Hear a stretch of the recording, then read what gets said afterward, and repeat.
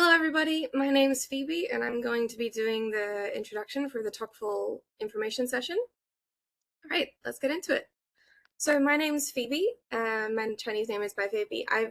I'm Australian and I've spent the last 21 years in Taiwan. I grew up here and I studied in local schools. I currently work in the exhibition industry, but my background is in translation from Chinese to English.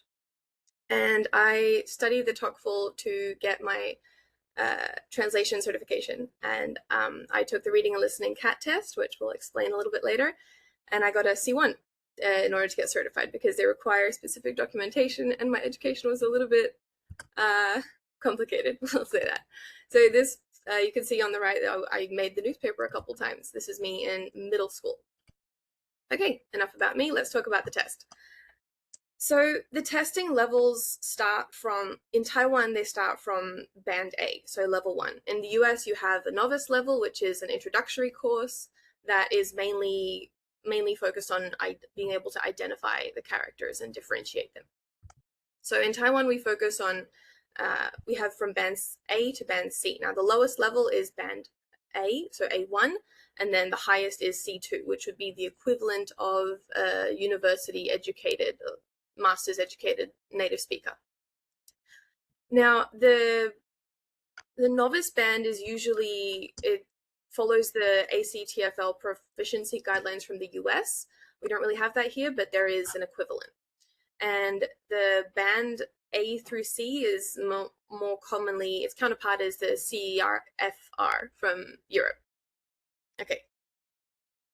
All right, now the testing parameters are not based on a specific textbook or teaching material. These are generally derived from everyday scenarios. It's really trying to test your ability to use the language in a day-to-day scenario. So examples will include conversations, advertisements, radio programs, announcements, speeches, letters, notes, weather forecasts, literature, science, art, astronomy, history, and a lot more. So as you can see in the pictures here, the one on the left, it's a health notice, you know, a Q&A for health reasons. And the one on the right is a rental notice. So things you'll see every day, stuck to a side of a clinic or stuck on in a house billboard. All right, so there are 3 different testing types. We have listening and reading, which is one test, speaking, and writing. So these 3 tests. Now, in Taiwan, all of the tests are computer-based. We don't have paper-based tests here, but in other countries such as the US, the UK, South America, and Southeast Asia, they all have paper-based tests available. So there are CAT and CBT level different formats, and we'll get into that a little bit later. For the speaking and the writing, this is conducted entirely on the computer, here in Taiwan, that is, and we separate it into bands A, B, and C. It's how you're graded. Okay. For the CAT test, it's basically computerized adaptive test. So that's what it stands for, computerized adaptive test.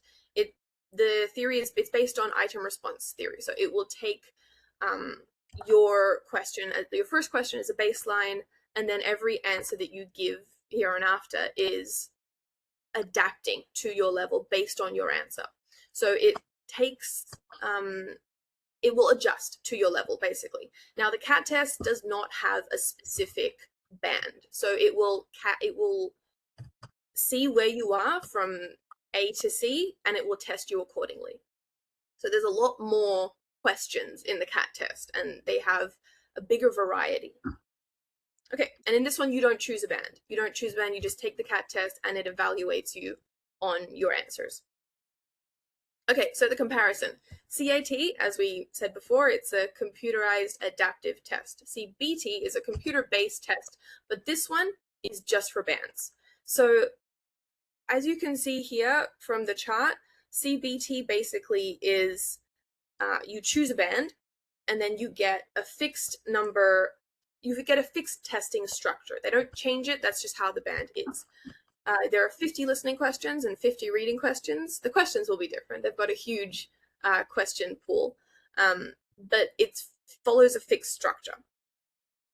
In the CBT test, you can check your answers after you've already made them, so you can change them if you need to. Whereas in the CAT, you don't select it, it just measures your ability. The questions will be adapting as you answer. They don't really need to use as many questions as the CBT, but you cannot change your answer once you've clicked next. So once you've chosen your answer, you click next, that's it, you can't go back. Okay. Now, there are recommended vocab amounts that you have per band level. So, for example, for novice, they recommend that you have about, if you are in a non-Chinese, if you grew up in a non-Chinese speaking area and you don't really encounter it on a day-to-day, around 60 to 240 hours and a base of 400 vocabulary words would be needed for the band novice, which is done in the US. And for bands A through C, as you can see on the screen, we've listed how many hours are recommended per if you're in a non-speaking area versus in Chinese speaking areas. And the suitable vocabulary anywhere from 800 to 8,000. So this really just depends on how much you learn and how much time you put into it. Okay, now why do people take this test? Once you take the TOCFL, you get a certificate. This is the digital one. It shows you right here where the CFR level is, the CBCL, and your advanced, basically your levels here. They show you levels. You get this from the website after you've taken the test, and this can be used for schooling, for work, just to prove that you have this linguistic ability. So from Taiwan, we get this one from the Ministry of Education, proving that you took this test and you got a specific level.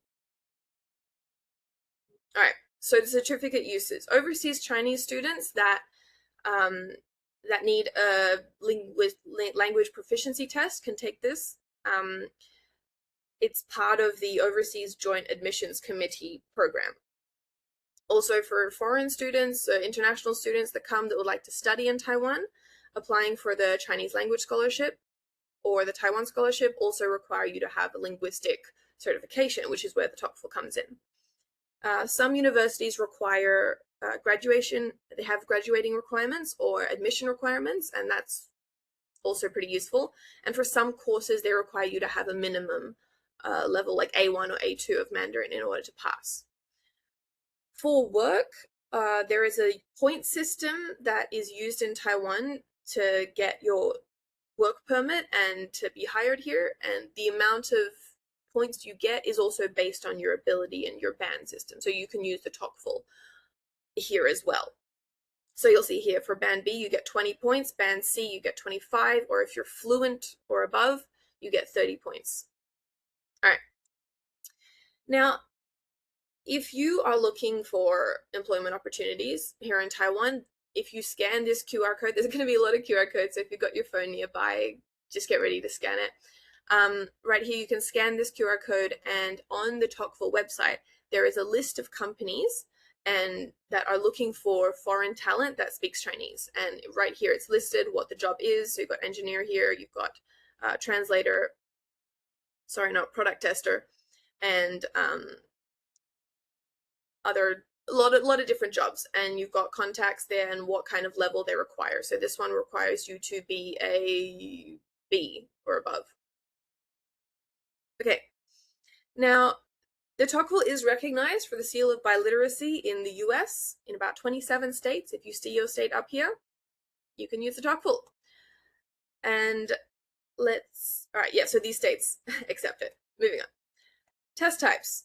Again, let's say there are 3 test types. Listening and reading is one, speaking is one, writing is one. There are 3 types.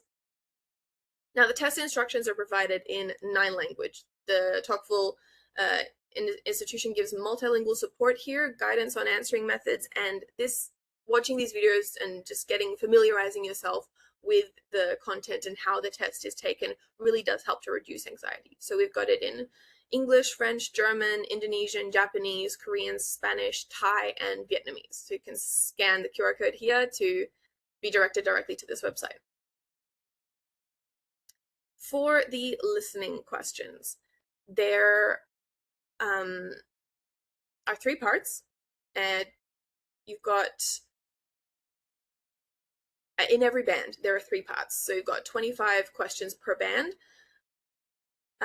25 questions for the first part for the band novice. You've got 25 questions in just part 1, 2, and 3, and that'll take you roughly half an hour, 25 minutes to complete. Band A, they cover picture description, QA dialogue, which is basically just one person asking a question, one person answering it, and that's the end of the dialogue. Conversation comprehension is when there is a conversation, and then it asks you to choose which answer suits the most. And then you have like a proper dialogue. So that's band A. There'll be 50 questions there. It takes you about an hour. For band B and C, it's just dialogues and monologues. So it'll be a person reading. You'll just be listening to someone talk about something, like kind of like a mini speech. And then you'll have to answer questions according to that. For the CAT test, it covers all of the above.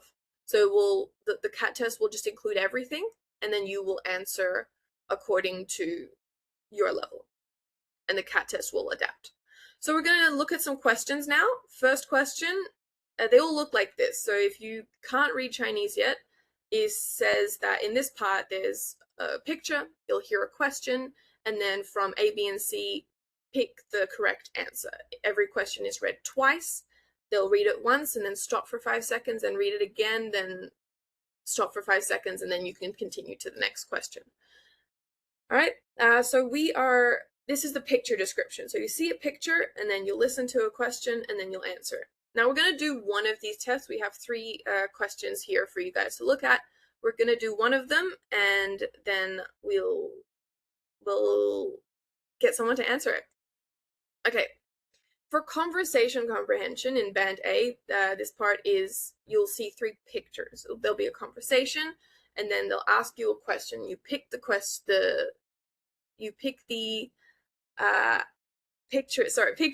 pick ABC, whichever one matches the conversation best. So we're going to do this question together, and if you've got an idea of what it is, I'd like you to just write that in the comments there for me.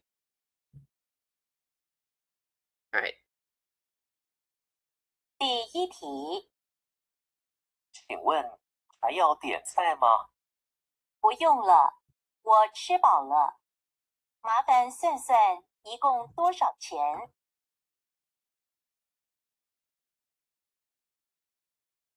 请问还要点菜吗？不用了，我吃饱了。麻烦算算一共多少钱？ All right. So if you know the answer, can you just type it into the message box?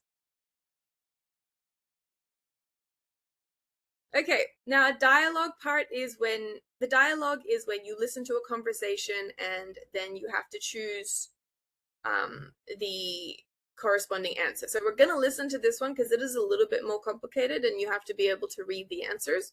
So we're going to try this out and let me know if you understand it. 第1题，你迟到了，晚了1小时20分钟又38秒。对不起，路上车子多嘛？我们约会，你哪一次准时了？还每次都说一样的话。你不觉得是你太早到了吗？ Okay, we don't have time to finish the whole question, but that's the idea of how a dialogue question works. Okay, now let's move on for now. Reading questions. Now for band novice, there are 2 parts. For band A, there's sentence comprehension, picture description, gap filling, paragraph completion, and reading comprehension. For CAT test, it includes all of what is in band A, but it will also include the difficulty levels of band B and C. Each test takes about an hour. So, sentence comprehension. You have to read the question up here, and then you have to pick the answer. So we're going to do this one as well. Can anybody answer the question for me? Okay, fill in the blank. you look at a picture, you pick the correct word to fit into the blank. It looks like this. Complete the paragraph. You get different phrases on the side, and then you just input them in. Okay? Speaking test items. Now, for the speaking, you have a warm-up, and you have to answer questions or describe pictures. That's for the band A. For B and C, you have warm-ups, you have picture descriptions, and you have to state opinions. So you have to describe your experiences, state opinions. There are things that require a little bit more nuance to your answers. For band C, it's a little bit harder. You also have to be able to summarize articles and describe different viewpoints. We're going to, I think we're going to do the first one. So I'm going to play a video. Was it the second one? We're going to listen to this one. Ready? 你想做什么工作？为什么？你想做什么工作？为什么？ Okay. So if you understood that, he's asking what kind of job you want to do and why. So you just have to give an answer that explains, I'd like to do this job, and this is my reasoning.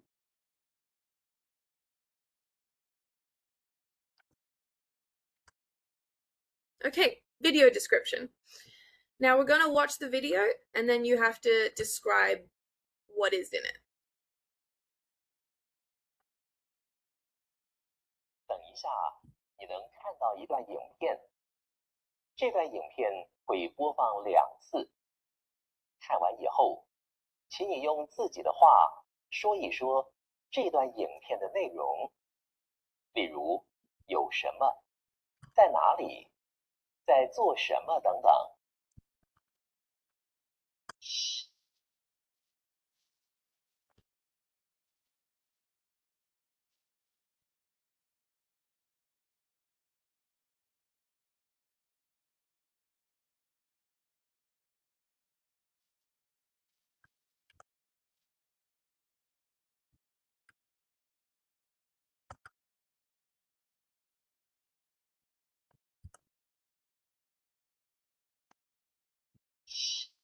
All right, so that's going to play again, but we are on a time crunch. So in this question, you just have to identify what you can see there. Where are these kids doing? What are they doing? Where are they? What are they doing?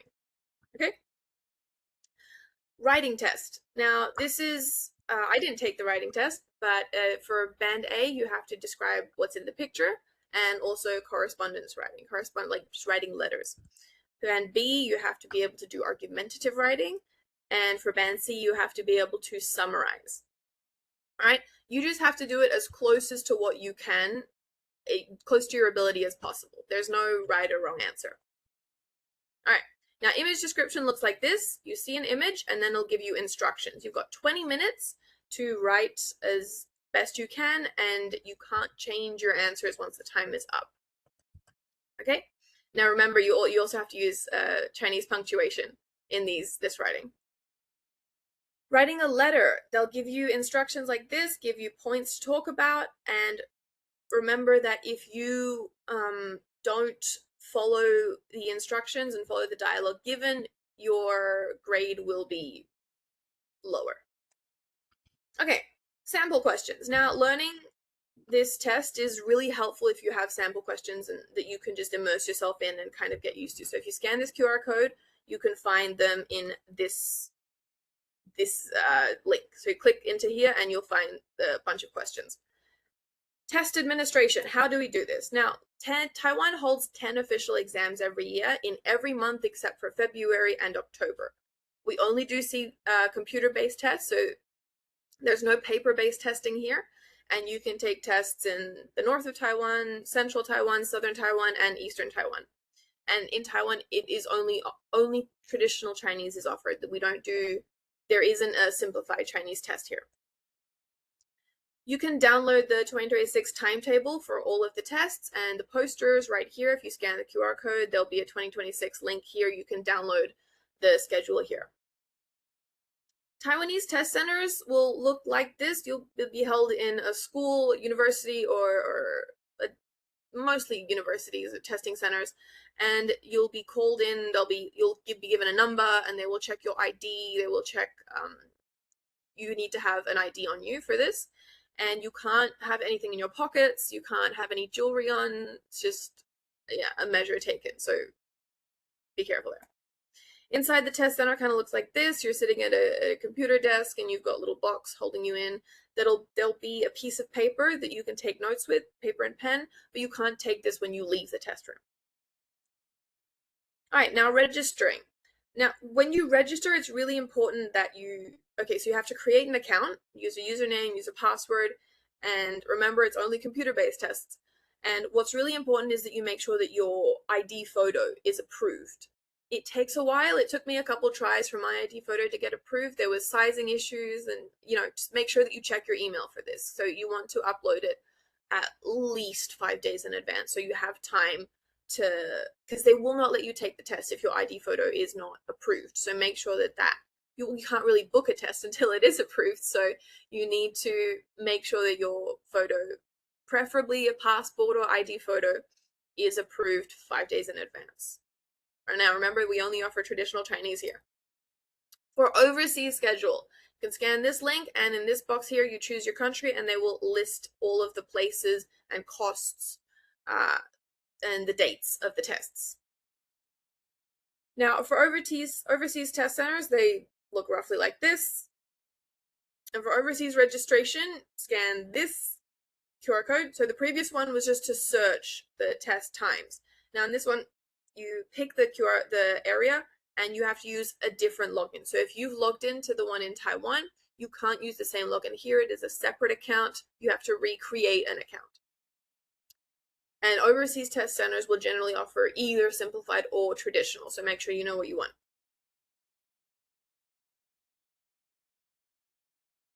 Oh. Okay, these are all of the countries in which the TOCFL test is available. In the US, there are a bunch of different cities in which you could take it.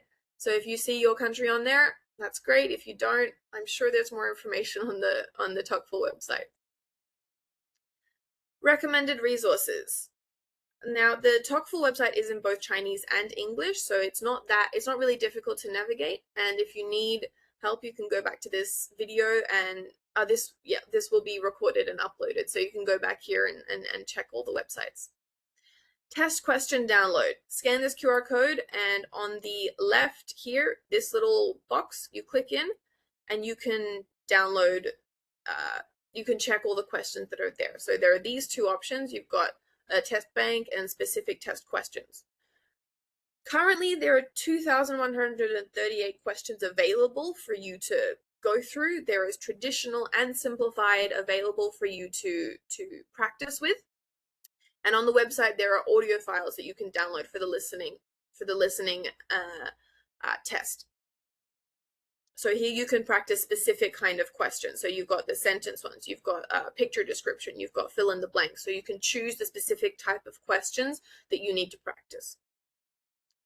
All right, for your test questions, they are categorized by proficiency level. So this is listening, band for 5th band, so C1, and you've got different bands here. So you see 5、4、3, so these questions, and you've got listening, reading, listening, reading.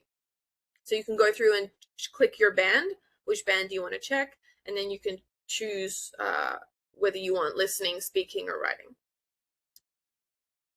All right, mock test. Now this is the one that helped me get ready for this test, but you got to be aware that this test, you can't stop it. You can't click out and just get rid of it. It does kind of, once you're in it, you have to finish it, and it does take a bit of time, so you make sure you have time carved out for that. So scan this QR code and you can go and do the listening, speaking, or writing test.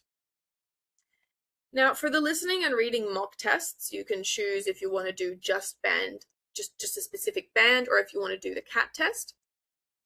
Now, once you click into whichever it is, you can choose here. On the top, you see 正题 and 简题. So this would be traditional, this one would be simplified. For the speaking mock test, it looks like this, and then you click yes, you click in. You don't need to use an account to log in for this. The writing mock test looks like this. Again, just log in. Okay, now there are resources such as the Chinese 8,000 vocabulary list. And once you click back here, so you can choose here, this one is the 8,000 vocabulary list, this one is an explanation. So click in and it looks like this. So you've got the context of which this vocabulary is used, you've got the pinyin, and which kind of word is, like this one's a noun. All of these are nouns. All right. Now on the TOCFL Facebook page and the Instagram page, which you can find in these QR codes, they post weekly mini quizzes and bi-weekly vocabulary cards along with registration info. And they also alert you to job opportunities and other Chinese learning activities that you can participate in. This online session will be uploaded, so you can go here to the YouTube channel and see past students' experience sharing, and you can get to know a little bit better about the whole test. There are scholarships offered, a lot of scholarships offered in terms of just Chinese ability. Now you can go to, for example, the Economic and Cultural Office in Australia. You'll find, again, scan the QR code, and you can find the exchange programs, Taiwan scholarships, or various resources if you're teaching English, for example, and various university scholarships that you can apply for with the TOCFL, that is. Same thing with the Cultural Center for India, Economic and Cultural Center in India. You can check there. Okay, thank you everybody so much. Please feel free to contact the TOCFL representatives if you have any questions.